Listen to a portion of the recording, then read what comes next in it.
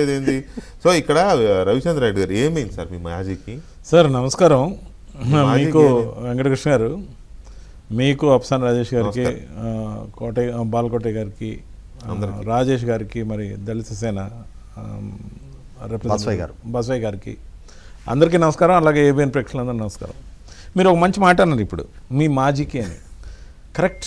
ఎందుకంటే నేను అక్కడుండి దగ్గరుండి కరుడుగట్టిన భావజాలం ఎలా ఉంటుందో పూర్తిగా చూసి వచ్చిన వాడిని. అవన్నీ అటువైపున ఉన్నప్పుడు వైఎస్ఆర్సీపీ తరఫున ప్రత్యక్షంగా నేనే మాట్లాడాను, రాజధానికి అగ్నిస్ట్గా మాట్లాడాను. తర్వాత పార్టీ వదిలిన తర్వాత రాజధాని రైతులకు కూడా క్షమాపణ చెప్పాను, మీ సెంటిమెంట్లు గౌరవించలేదని. కానీ నేను ఒకటే అనేది, ఎందుకు ఈరోజు అమరావతి గురించి మాట్లాడాల్సి వచ్చింది, దీని వెనక ఏమి స్వార్థం వచ్చింది, ఎందుకు ఈరోజు అనేక అంశాల మాటన ఈ అమరావతి గురించి అంటే కరెంటు తీగ మీద బట్టలు ఆరేయకూడదు సార్, షాక్ కొడుతుందన్న జ్ఞానం ఉండాలి. ఇప్పుడు లైవ్ వైర్ లాగా అమరావతి పనులు వేగవంతంగా జరుగుతున్నాయి. ఇప్పటికే రాష్ట్రం విడిపోయి 12 సంవత్సరాలు అయింది.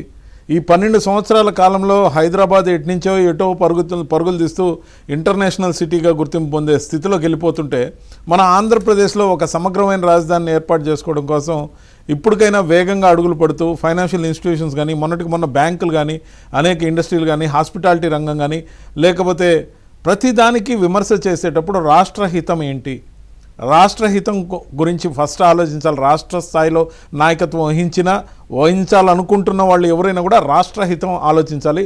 దాన్ని మరీ విడ్డూరంగా రాజు ఎక్కడుంటే అదే రాజధాని. ఇప్పుడు రాజధాని అనే పదమే రాజ్యాంగంలో లేదంటే ఈ మాటలు నా మీద రాజద్రోహం కేసు పెట్టారు సార్. కాదు, రాజధాని అనే పదమే రాజ్యాంగంలో లేదంటే రాజుల కాలం నుంచి వచ్చిన ఆచారం హస్తినాపురం గురించి మర్చిపోయారా, లేకపోతే చరిత్ర తెలీదా? ప్రతి రాజుకి ఒక రాజధాని ఉండేది. మరి రాజుల కాలం నుంచి వచ్చింది, రాజ్యాంగం అమలైన తర్వాత రాజధాని లేదా?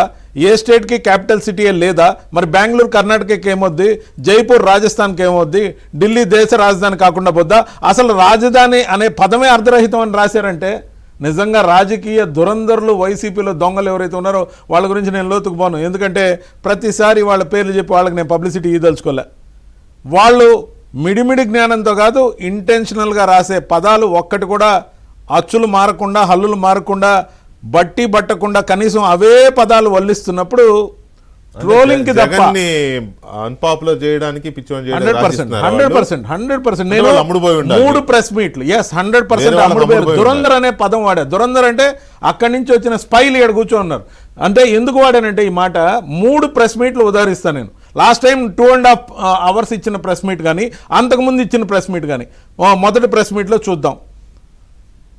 దాంట్లో లడ్డూకి సంబంధించిన దాంట్లో నివేదిక వచ్చింది, ఈరోజు కల్తీ జరిగినట్టు నిర్ధారణ అవుతుందని ప్రాథమిక నివేదిక ఏదైతే వచ్చిందో దానికి రాసిచ్చిన స్క్రిప్టు ఆ దగుల్బాజీలు ఏం రాశారంటే, ఆవు గడ్డి తింటే దాంట్లో పెస్టిసైడ్స్ కొట్టుంటాయంట.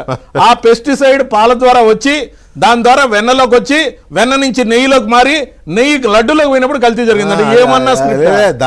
ఒక మాజీ ముఖ్యమంత్రి మాట్లాడే మాటలు వాళ్ళు ఆ యదవలు రాస్తే నువ్వేంటి చదువుతా? నో కాదు సార్, మీరు అన్నట్టుగానే ఇంకొక అద్భుతమైన లాజిక్ ఏం చెప్పారంటే, వాళ్ళు ఆవుకి సరిపడా మేత దొరకనప్పుడు ఆవు శరీరంలో ఉన్న కొవ్వే కరిగి పాల రూపంలో. అద్భుతం. నేను అనేది అడుగు రాశారు సార్. ఆ రాయడం కాదు, ఆ పదాలు మార్చకుండా కనీసం సొంతగా కొంచెమైనా విఘ్నత అనేది లేకుండా, ప్రిపేర్ కాకుండా వచ్చి ఆ పేపర్లు ఇలా ఇలా ఇలా ఇలా చూసుకో అక్షరం పొల్లుపోకుండా చదివి అపాస్పాలు కావడం ఎందుకు? దానికి బదులు మాట్లాడుకుంటూ ఉండడం మంచిది. ఎందుకంటే తిట్టేవాడు రోజు తిడితే కానీ నాకు నిద్ర రాదన్నట్టుంది ఈ వ్యవహారం.